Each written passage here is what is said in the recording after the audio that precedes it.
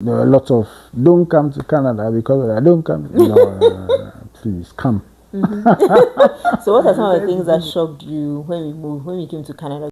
Oh my God! Wow! I know that it's normal to expect certain things to be different. I mean, we are moving from one country to the other, cultures are different, right? But for you, what is the first thing that really shocked you? Oh yeah, right at the airport. Right, we needed to move our luggage from the carousel. After checkout, after going through immigration and all that, to the truck that was picking us up. Yeah. And normally, it's easy to. We had a lot of stuff. Yeah, 12 bags. 12 bags, okay. And back home, you could get even the taxi guys, I mean, they'll be more than willing to help you move. Even the guys at the airport, somebody might bring an extra trolley or something to pick it up. Now here, no, it wasn't like that. Because I remember you were pushing 2 trolleys. Yeah. Each had like 6 bags. It was a lot. It was a lot. So I think the first thing is the do-it-yourself. Yes, system. You do everything yourself. Everything yourself. Because I remember telling one taxi, I think it's I don't know, a company, that, you know what, the one who, the person picking us up is at the car park, which was a long some walk. distance from where we are. And because she was just picking us up, there's a designated space she could be in. So what I wanted them to do was to allow us load the bags into the taxi, which is a family size kind of van, right? We move around and come in there. I will pay. She just made this price. I said, he wasn't having it. So you have to do, and like when we got our furniture, right? The way it came in, I mean, we had to bring it, set it up ourselves. I mean, in Ghana, yes, they'll deliver it, you have to set it up, but you can actually pay them to have it set up for you. Of course. And it's not really like such a huge cost if you compare it to how much you are buying the furniture for. Yeah. But over here, if you decide you're going to pay the same company to come and set up for you at home, it won't be worth it. The cost is very, it's very, so you do a lot of things yourself. And then do you remember our experience at the Holiday Inn? The hotel that we slept in before moving to our home, and then also at certain places that we went to eat, that after eating you have to empty your own tray. Yes. So it was like, especially at a hotel, usually when we go to the hotels and we have our breakfast, sometimes you leave your tray and everything and they'll come and tidy up for you. But I was like, no, looking around, everybody's doing their own thing, so that we have to do our own thing. So it's a very do-it-yourself system that you have to adjust quickly, especially if you are not somebody who is very hands-on, you are used to fixing things, doing that. You have to learn, because the cost of bringing somebody in to do that extra work for you, it's really not. Or they won't even, you can't even pay. Yeah, you can't even pay, or you'll be on a long waiting list or something. The opportunity to pay, it's not even there. So do it yourself. That's it. And then another example of do it yourself is when you go to the shopping center to do groceries, and there's a checkout lane and you have to scan yourself. There's the option of scanning yourself or getting somebody at the sales till to do it for you, right? So when I think maybe you got a few items and then you can scan all by yourself, just so that the queues are also shorter. Service, that's what they call it. Services are there. So generally I think there's a do-it-yourself culture compared to back home, where everybody is actually chasing you to offer the service. We are dependent on people to help us out, and people also need that, because it will give them something. So personally, which do you prefer? Do it yourself or get somebody to help? Or a mix? No, I think I'm getting used to the do it yourself. Because you do it yourself. That's it. You kind of learn to be independent, right? It teaches you also to, especially as somebody, I like to do a lot of research, read how do I get this done, how do I get that done. So you get to really self-improvement. Learn to do a lot of things by yourself. But yes, clearly, in the case where we're moving 12 bags, I would appreciate obviously, yes, you appreciate some having support. some, but Yeah. So I think one thing that pleasantly surprised or shocked me was how efficient some of the things are, some of the things we needed to get done, got done. I know that people will say that, oh, Canada is not a perfect system and this, no system is perfect, right? But looking at where we were coming from, the experiences we had and what we were experiencing was a pleasant shock for me. For example, like getting the driver's license. On that same day, I went, registered, did my test, passed, came back, had my photograph taken, everything was processed, and I was told, oh, your license will be sent to you at this time. That was the learner's license, right? And then when you're also going to do the practical test for the final license, the same thing. You've already booked online, you go, you do your test the same day, everything is done for you. They give you the provisional one, and then a few weeks you get the actual license posted to you, right? So things are, anything we're going to do are same. Yeah, I mean that's where I was going to go to. Yes, we got in the at the reception. The receptionist tells you you This are number of people are ahead of you. The processing time is this minutes, per person. So we anticipate that you should be attended to by this time. And I remember we're like, oh, okay, so can we step out for lunch? Because we went with the whole family and we had done a lot of rounds. And yeah, go for lunch. Make sure you're back 15 minutes before. Yeah. We were back 15 minutes before and we were called. Yeah. The same service in certain parts, like from Ghana, maybe Nigeria, or wherever it is, they sometimes also now make simple processes become very difficult and very long and hard. And that's it. Here, go in, I can really decide, okay, you know what, I want to make this round, so let me go in there, check how many people are ahead of me, I can go, come back, So it promotes time efficiency. Yes. And the bureaucracy is not as much at all. This person is going to sign. Oh, he's going for lunch. Oh, so no. go and do photocopy here. Like when we're doing the license, right? It's the same person who goes to your forms. The same person will do the eye test for you. The same person will take your photograph. I mean, it's not like go to another room and take your photograph. So you just walk up to the person and you are stuck with the person all through the whole process. You walk up, picks your address or whatever it is. The same for getting the registration for the car. Picks the address, picks your license, picks the insurance. Then if you need to run any tests like eye tests or you need to take a photo, okay, so let's go. You sit down right there in the booth, take a photo, come in. Do you like this photo? No. Okay, yes, if you like it. Take it. Okay, let's go. All right, then the eye test. Okay, okay, let's go back.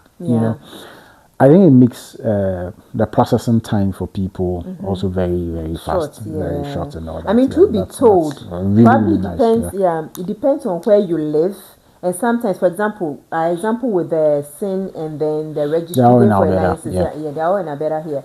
And Edmonton, right? Maybe in other provinces where the population is bigger, it might be different. Because I remember we went to one registry to have the health cards, to register for our health cards, and there were a lot of people there. So probably it also depends on where you live. But we are discussing this based on our experience. Because I know people sometimes say, oh, it's because you're in the bigger cities, go to the smaller towns or outskirts and your experience will be different. So again, depends on maybe where you live, the time of day you went, the day you went and all that. So we are speaking from our experience. So if you have a different experience, please feel free to share with us in the comment section, and let's have a laugh or learn from your experience.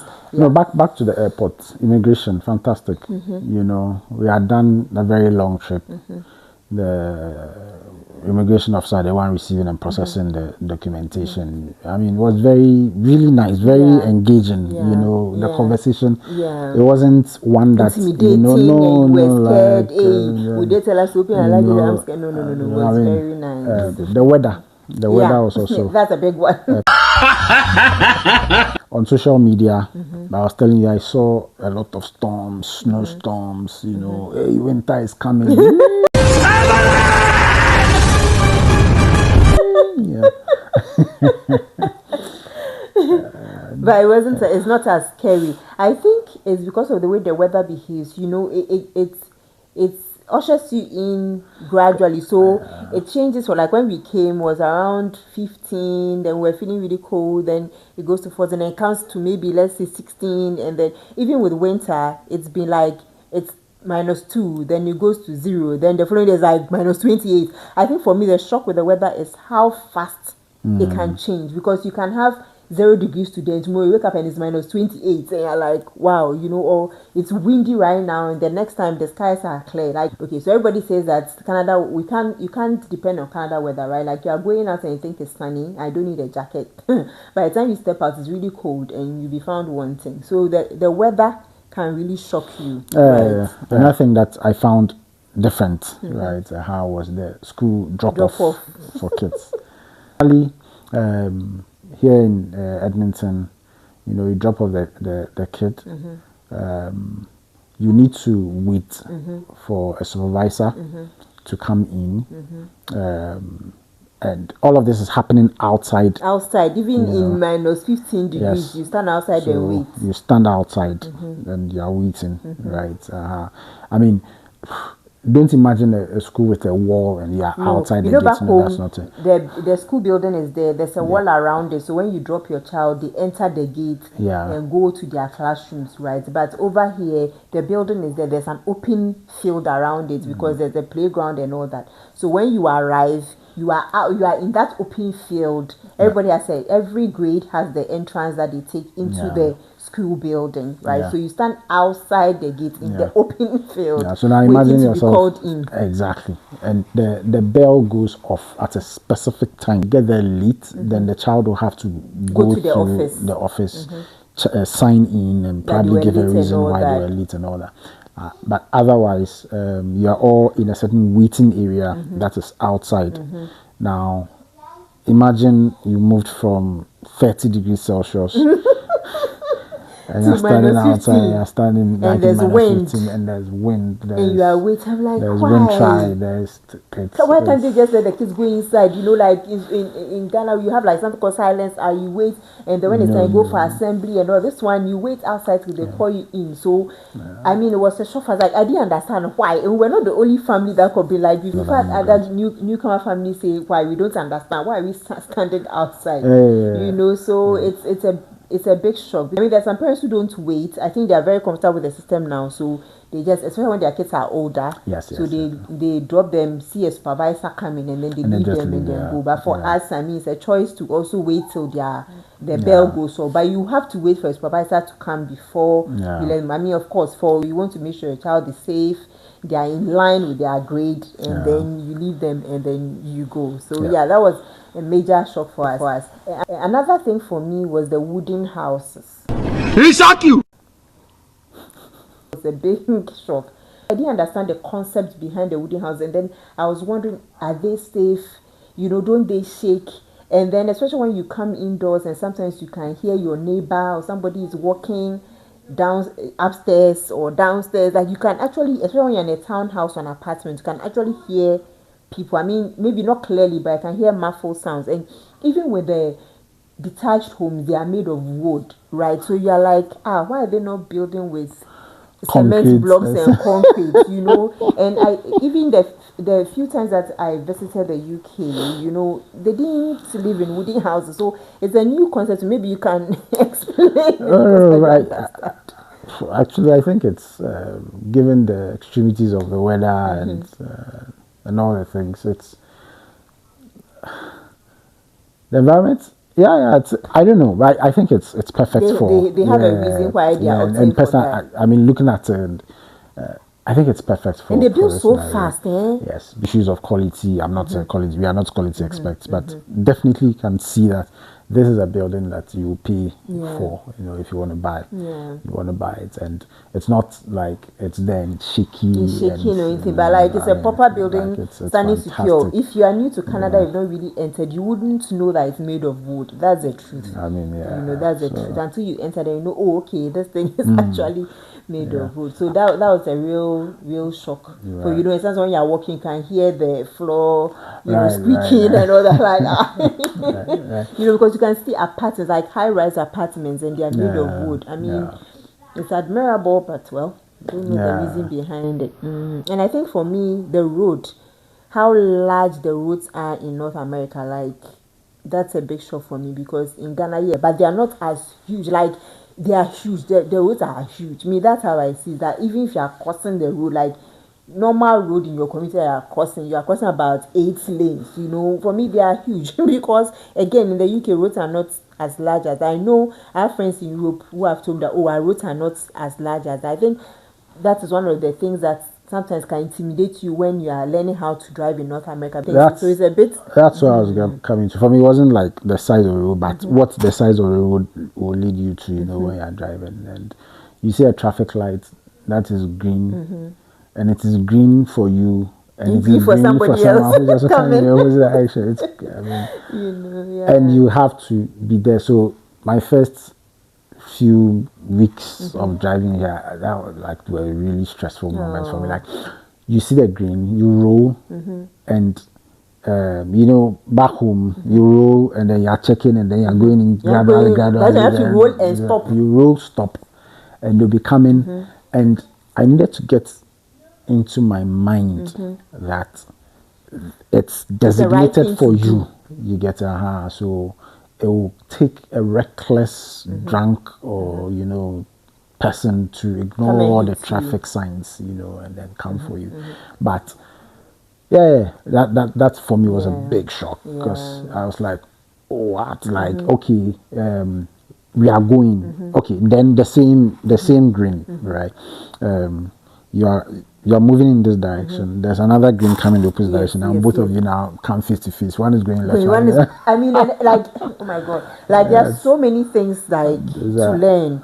There are so many things to adjust to, and sometimes I wonder that with the way things are here, when we go back to Ghana, and then we have to drive. How driving will be fine. Will be fine. At least everything. In my opinion, I think that will become smaller. Yeah, everything becomes smaller. And because I know that some of the things I used to do while I was driving in Ghana, I'll be honked at. Like, why are you standing there? Check and go. Here, actually, it's more defensive. Defensive driving. It's not aggressive. You get and there are specific species on the road you are not supposed to say overtake, or you are not supposed to change lanes. You get it, and these are everywhere. I mean, the same things apply in Ghana.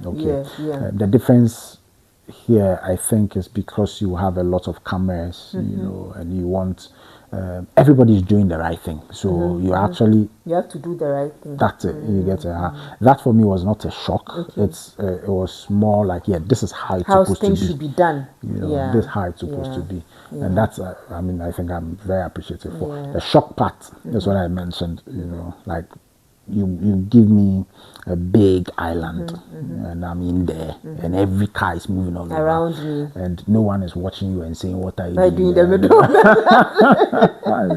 I get you. That's exactly what you have to do. So for me, that's a big shock. That's a big. You know how we like to look on point, like even when you are going to buy street food, you want to look at least presentable. Somebody is going to church, you want to wear your heels, you are going to meet a friend, like you want to look on point always. But in Canada, nobody cares what you are wearing. I think the most important thing is that, are you comfortable in what you are wearing? Nobody cares. I'm here to tell you right now, we don't care. I remember Christmas when I went to the movies with the kids, and people came in their Christmas pajamas, like the whole family.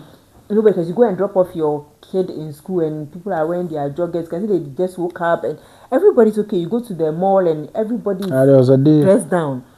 They were supposed to dress in pajamas. Yes, they had a pajamas day in school, so all the kids wore their pajamas. The teachers too I was wore shocked. I'm like, I was excited. I thought it was exciting. I was like, But they really, were in like, pajamas to school. pajamas to school. Yeah. And, So I think for me that, especially, I mean, coming from a part of the world where we like to look good. Everybody knows we like to look good. You know, do a little makeup, do this, do that. But here, you dress down and you are going. You grab your sneakers and off you go. Go and get your things done and come. You can go to an office, not like dress shabbily, but you go to an office. You dress down, you get your things done, you come back home. You know, nobody is going to, I mean, of course, present yourself in the best light, right? But nobody is going to like, hey, who are you? Like, see, why are you dressed and you're coming? There are spaces that are perfume free zones. Yeah, allergies and all that. Yes, you go in there and you have perfumes in there. You be told, you know what? No, you can't be here. You get it. And we are coming from a space where someone. Hey, smell good, look good. I have a very good colleague friend, back in Ghana. When he comes to my office, you can smell I smell him from the reception. But me, like, I mean, I'm a perfume person. You are not a perfume person, and so I kind of like for me it was too much. Yes, I mean, you smell him from the reception. He comes to my office, and for a week, I know he came here. Like, he gets it. So coming here, and I was told, for these areas, I was elated. Like, that's really good, because you think that all these expensive perfumes and things should be coming from here. Yeah, so everybody should. I mean, of course, people smell good. I use perfume. I love perfume and all that. I think it depends on you. If you want to wear your heels and your perfume, you're okay to do it. But what we are trying to say is that nobody really pays attention. People are really down to earth, So when we are coming and we pack all our, our clothes, like we'll be going here, we'll be going. Maybe if you're in a certain community and they're having certain events, you might find that you need those clothes, right? But most of the time, those clothes will end up in your closet and you will not use them, because nobody really cares. One other thing, I mean, there are a lot of don't come to Canada because I don't come. Please come. Really nice people, extremely nice people. Growing up in Ghana, you have people who. Good morning, like how are you, that kind of thing. Yeah. Now we grow and a lot of relate. That sense of community seems to be going away. It seems to be going away. Like someone will just say hi, hello, everybody, or you meet someone, you just walk past. Unless there's a close knit community, everybody knows everybody. That's when everyone is fine. How are you? That kind of thing. I do not know this man. I don't know this woman. We are just going for a walk. They see you. They are asking you. Hi, how's your day? And it's so welcoming. It's really, really cool. Again, our experience is here in Edmonton. So Edmontonians are fantastic. And I think it's individual experience. Somebody might have a different experience, and maybe also where you live. And all that. I know sometimes some people can give fake smiles and all that, those are there. But from my experience, at least we can say that 80% of the people that we've encountered at least have been pleasant. If someone talk to you, don't talk to, but people who at least genuinely smile at you so far. Very, very I mean, despite that, there's still the shock of the way the place is quiet. People are nice, but there's still that sense of everybody's minding their business. Yeah, for you, I can't get over the quietness. Like the place is quiet. You can stand outside and there's nobody on the street, especially in winter. Like everybody's there, and I'm like, maybe it's where we live, right? But I mean, of course, it's not like back home where I've made a video about this, where there are people on the street, there are corner stores, you hear somebody calling someone and there are cars passing, even at night you hear people playing music and stuff, but the place is quiet. So I mean, it's been hard for me to get used to. I think as for the quietness, it will take some time. The quietness. I mean, of course, there's something to like, because you can think, during the day you can work and all that, but sometimes it's definitely, you see people in their homes, the lights are on, the cars are playing, you don't see anybody outside. Well, especially because it's winter, probably. Once in a while, somebody walking during the summer, you could see people going for walks and all people that. Going for work. You go to the. So it wasn't that bad. One other thing is the sugar. Oh, The yeah. sugar shocked me, right? Like we bought pastries, you know, some I think banana bread and some other cakes, and the sugar, oh my goodness. Like, but the thing is that if you are not careful, your tongue gets trained to love the sugar. Yeah. So I mean, for somebody, I have a nutrition background, so I'm very particular about, okay, what we are eating, reading the food, you know, labels and all that. So the sugar really shocked me, like, this thing is so sweet. Why, like almost everything you're eating, like there's so much. But we know that, I mean, of late there's been a lot of comparison about foods around the world, like food in Canada and North in America and Europe, right? And Canada's food has been said to be one of the best, right? Yeah. So even though I was shocked by the sugar, we know that it's one of the best, right? And aside from the sugar, I mean, there's a lot of variety of, if you go and you're going to buy bread, there's a whole aisle of bread that you have to choose from. So you have to cultivate the habit of reading food labels. Yes, That's a big yes, deal, right? yes, really Unless you're important. someone who doesn't care. But for us, I think having the medical background is a big deal for us. You really always have to important. read your The ingredients, label, right? yeah. To know what you are eating, what you're putting in your system. I mean, Fewer in the Ghana- ingredients are possible. In Ghana, bread doesn't, most breads don't even have labels. I didn't see one that had a label before. I mean, I'll I just see go a to. few of them. Like you see, I mean, they've written maybe flour. It's the usual flour, sugar, margarine. Yeah, they'll write it like the label if it is whichever Butter brand. bread. Yeah, Right? So you need to be very careful. and So guys, we hope that you found this exciting and interesting to watch. You know, if you are planning to move here or just come to Canada on holidays, for us these are some of the things that shocked us, right? So wherever you are in the world, if you've experienced things that have shocked you, share with us. Let's have a laugh and let's share and grow on a journey to exploring new places. Thanks for watching. If you have any questions or any videos you would like us to make about living in Canada, don't forget to leave it in the comment section. Thank you for watching.